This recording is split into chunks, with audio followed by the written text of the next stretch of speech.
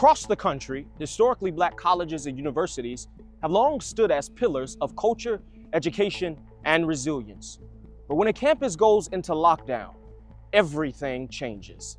Sirens blare, doors lock, text alerts buzz, and suddenly, the place that feels most like home feels unsafe and even uncertain. Today, the Maroon Tiger talks with students across the Atlanta University Center to get their thoughts about the lockdowns that have transpired not only in the Atlanta University Center, but across the country. As you're aware, today, the Atlanta University Center and HBCUs across the country went on lockdowns.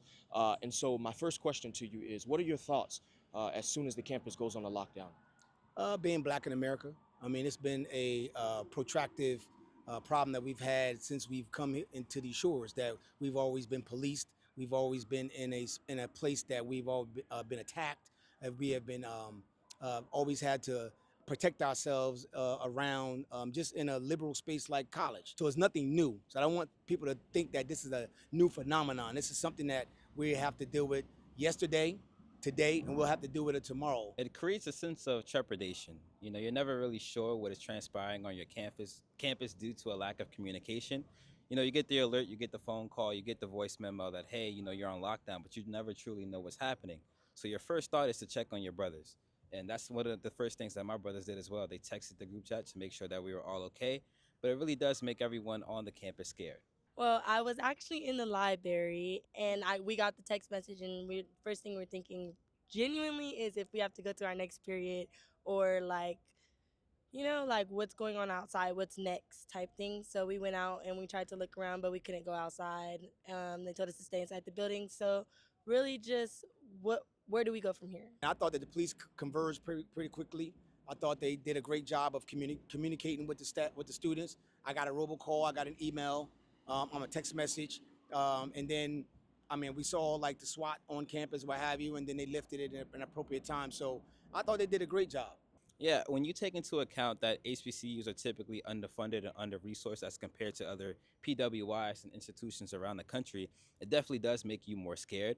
We know that we have campus PD and we have systems in place to try to make sure that the students and the faculty and the staff that we have here are being prioritized in terms of their safety. But again, because we don't have those resources in comparison to other institutions, you do get scared to make sure that, you know, anything bad will happen. With the wake of the 24th anniversary of the 9/11 attacks and then the recent death of Charlie Kirk, what are your thoughts with all of this going on, all in the span of 24 to 48 hours? It's America. I mean, it has nothing to do with 9/11. It could be March 2nd. Okay, so I mean, it's just America. America's a very violent country. A person like myself who travel abroad and spend a lot of time in West Africa, to be able to walk in any of the countries I'm in West Africa, I can walk around not worried about it. Nobody's shooting anybody. Nobody's carrying guns. You won't even hear gunshots, but you would hear it in America, right? You would hear, I mean, for the most part, I wouldn't even hear ambulance, right? People, it's just a quiet place that you can actually go and exist and don't worry about nobody accosting you. But in America, you have to carry a gun. You have to be worried about, you know, someone breaking into your car, breaking into your home. So it's a very violent country. I mean, I don't think that people have the perception that we're free here. We're not free. We're under constant surveillance. Today, historically black colleges and universities learned a very important lesson. The future of the world is rapidly changing. Until next time, for the Maroon Tiger, I'm Joshua Baz. Stay informed, stay engaged.